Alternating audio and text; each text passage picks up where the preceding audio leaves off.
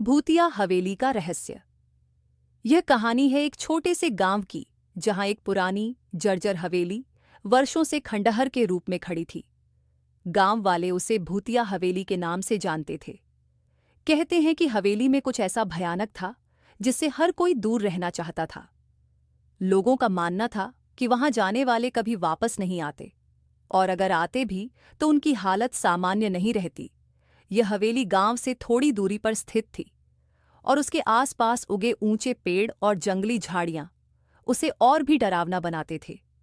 हवेली की टूटी फूटी दीवारें, खिड़कियों से लटके जाले और जगह जगह उगे काई उसे सचमुच भूतिया बना देते थे। परंतु फिर भी कुछ लोग इसे सिर्फ एक अफवाह मानते थे। इस गांव में एक लड़का था जिसका नाम था राहुल। राहुल को हमेशा से ही ऐसी कहानियों में दिलचस्पी थी जो दूसरों को डराती थीं। जब उसने गांव वालों से भूतिया हवेली के बारे में सुना तो उसकी जिज्ञासा और बढ़ गई। उसे विश्वास नहीं था कि ऐसी कोई जगह हो सकती है जहां भूत या आत्माएं रहती हों। राहुल ने ठान लिया कि वह इस हवेली में जाकर सच का पता लगाएगा। उसके दोस्तों ने उसे बहुत समझाया कि हवेली में जाना उसकी सबसे बड़ी गलती हो सकती है, पर राहुल ने उनकी बातों को हंसी में टाल दिया। एक दिन राहुल ने फैसला किया कि वह रात में हवेली में जाकर वहां का मुआयना करेगा।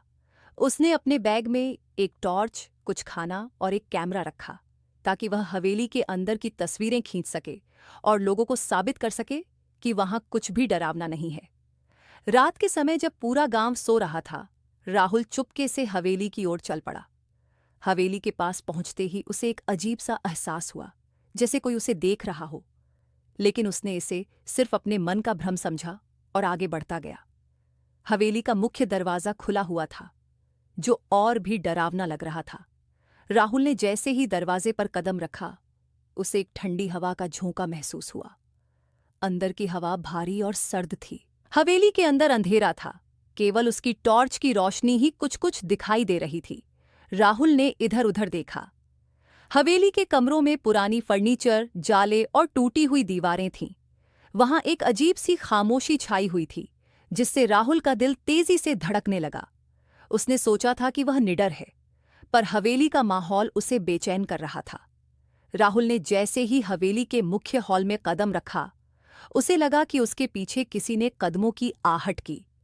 उसने तुरंत पीछे मुड़कर देखा, लेकिन वहां कोई नहीं था। उसका दिल अब तेजी से धड़कने लगा था, लेकिन उसने खुद को संभाला और सोचा कि यह सिर्फ उसका भ्रम है। वह धीरे धीरे हवेली के अगले कमरे की ओर बढ़ा। अचानक उसे लगा कि किसी ने उसके कंधे पर हाथ रखा हो। उसने घबराकर पीछे देखा, पर वहां कोई नहीं था। इस बार उसकी घबराहट बढ़ गई थी, लेकिन वह अब भी हार मानने को तैयार नहीं था। उसने सोचा कि वह इस सब का सामना करेगा और फिर गांव वालों को सच बताएगा। जैसे ही वह हवेली के अगले कमरे में पहुंचा, उसकी टॉर्च की रोशनी अचानक बंद हो गई। राहुल ने उसे चालू करने की कोशिश की, लेकिन टॉर्च ने काम करना बंद कर दिया। अब हवेली के अंदर घना अंधेरा था, और राहुल को महसूस हुआ कि वहां कुछ बहुत गलत है। उसने महसूस किया कि कोई उसे देख रहा है, कोई उसके बहुत पास है, लेकिन वह उसे देख नहीं पा रहा था। तभी अचानक हवेली की दीवारों से एक डरावनी आवाज गूंजने लगी। वह आवाज इतनी भयानक थी कि राहुल के रोंगटे खड़े हो गए। वह आवाज कह रही थी, तुम्हें यहां नहीं आना चाहिए था, ये तुम्हारी आखिरी गलती होगी। राहुल की हिम्मत अब जवाब दे चुकी थी। उसने भागने की कोशिश की, लेकिन उसके पैर जैसे जमीन से चिपक गए हों। वह हिल नहीं पा रहा था। उसे महसूस हुआ कि कोई अदृश्य शक्ति उसे रोक रही है। हवेली का माहौल अब और भी डरावना हो चुका था। हर दीवार से अजीब अजीब आवाजें आ रही थीं, और राहुल को ऐसा लग रहा था जैसे वह किसी जाल में फंस गया हो। उसने अपनी पूरी ताकत लगाकर अपने पैरों को हिलाने की कोशिश की, और आखिरकार वह दरवाजे की ओर भागा। जब वह दरवाजे तक पहुंचा तो दरवाजा अपने आप जोर से बंद हो गया।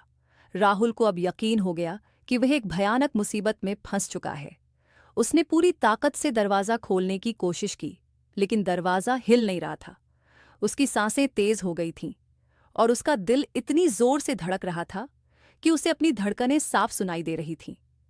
तभी हवेली के अंदर एक जोर की हंसी गूंज उठी। वह हंसी इतनी डरावनी थी कि राहुल के पैरों तले से जमीन खिसक गई। वह समझ नहीं पा रहा था कि अब वह क्या करे। उसे लगा कि अब उसकी जान बचाना मुश्किल है। लेकिन फिर उसे अपने बैग में रखा कैमरा याद आया। उसने कैमरा निकाला और इधर-उधर की तस्वीरें खींचनी शुरू की, शायद बाद में कुछ सुराग मिल सके। जैसे ही उसने कैमरे की फ्लैश के साथ तस्वीर खींची, उसे एक पल के लिए कमरे के कोने में एक साया दिखाई दिया। वह साया इंसान जैसा था, लेकिन उसका चेहरा विकृत और भयानक था। राहुल ने जब दोबारा वहां देखा तो साया गायब हो चुका था। अब वह पूरी तरह से डर चुका था और उसकी समझ में नहीं आ रहा था कि वह क्या करे। अचानक हवेली के दरवाजे खुद ब खुद खुल गए। राहुल ने मौका देखा और तुरंत वहां से भागा। उसने पीछे मुड़कर भी नहीं देखा और तेजी से गांव की ओर भागा। गांव पहुंचने के बाद वह बुरी तरह हाँफ रहा था और पसीने से तरबतर था। उसके दोस्तों ने उसे इस हालत में देखा तो वे चौंक गए।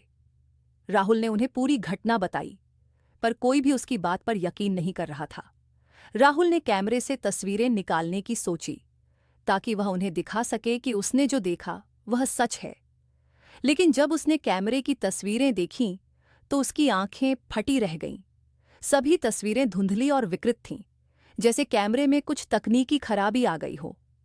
उस साए की एक भी तस्वीर साफ नहीं आई थी। अब राहुल को समझ में आ चुका था कि कुछ रहस्य ऐसे होते हैं जिन्हें जानने की कोशिश करना खतरे से खाली नहीं होता। उसने तय किया कि वह अब कभी उस हवेली के पास नहीं जाएगा और किसी को भी वहां जाने से रोकेगा। गांव के बुजुर्गों ने उसे बताया कि वह हवेली वास्तव में श्रापित है। कई साल पहले वहां एक परिवार रहता था, जिनकी हत्या बहुत ही बेरहमी से कर दी गई थी। कहते हैं कि उन सभी की आत्माएं आज भी वहां भटक रही हैं और जो भी उस हवेली के करीब जाता है, उसे वे आत्माएं अपना शिकार बना लेती हैं। राहुल ने अब उस भयानक अनुभव से सीख ले ली थी। वह जान चुका था कि कभी-कभी पुरानी कहानियों में सच्चाई छिपी होती है।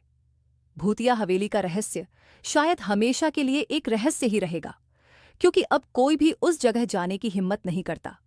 इस घटना के बाद गांव वाले और भी सावधान हो गए थे। हवेली के आसपास जाना किसी के लिए भी मना हो चुका था और राहुल, जिसने अपने जीवन में पहली बार ऐसा डर महसूस किया था, अब ऐसी जगहों से दूर ही रहता था। हवेली आज भी वहां खड़ी है, अपने भयानक अतीत के साथ, और लोग उसे दूर से ही देखते हैं, लेकिन उसके पास जाने की हिम्मत कोई नहीं करता।